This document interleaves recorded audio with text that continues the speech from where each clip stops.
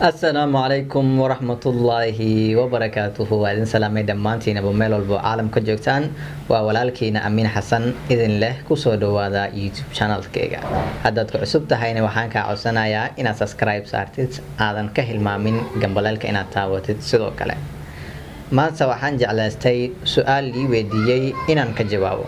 su'aasha lii weydiiyay waxay tahay sideen ku ogaan karaa qofka inuu jecel yahay ama ba inuu iga helay inta su'aashaad aadan isweydinin waxaad isweydisaa jacaylka maxay tahay ka helitaankuna maxay tahay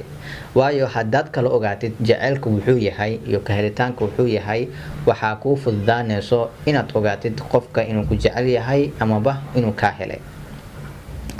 marka saddex qodobood ayaan kala saaray jacaylka iyo ka helitaanka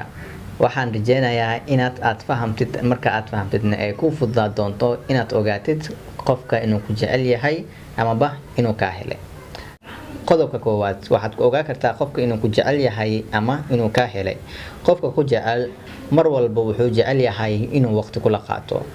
iyo ha yaraato ha badnaato ma kala dubna laakiin mar walba wuxuu jecel yahay inuu ku soo waco inuu kula hadlo xitaa hadoo 2 daqiiqo ay tahay laakiin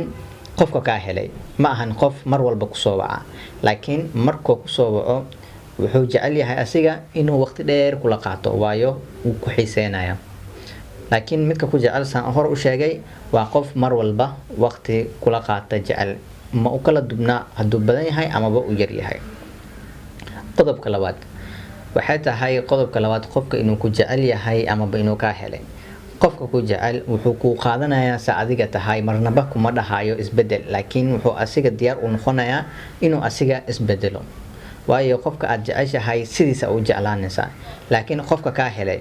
badanaan waxaad aragtaa inaad qofka aad ka heshay laakiin aadan dabeecadiisa aadan ka helin qofkaas amal ma dhihi kartid waad jeceshahay qofkaas amal waad ka heshay soo marka qofku markuu ka helo wuxuu isku daynayaa inuu asiga adiga ku bedelo ma ahan asiga in isbedelo balse wuxuu isku daynayaa inuu adiga wax badan uu ka reebo oo uu ku bedelo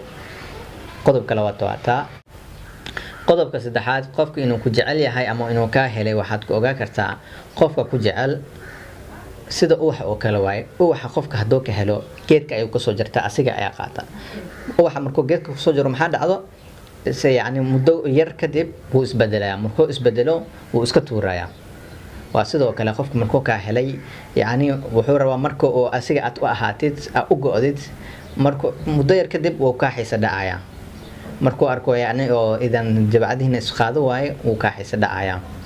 musku deenayo inuu ku fahmo waa sidoo kale uu ka tagayaa asne mid kale ayuu raasanayaa